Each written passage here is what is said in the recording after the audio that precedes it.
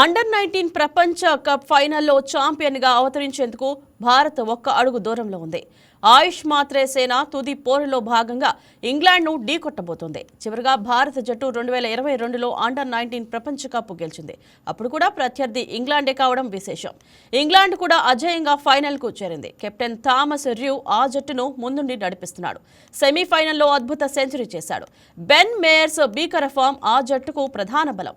టోర్నీలో అతడు 399 పరుగులతో టాప్ స్కోర్లలో రెండో స్థానంలో కొనసాగుతుండగా ఫాల్క్నర్ కూడా నిలకడగా ఆడుతున్నాడు.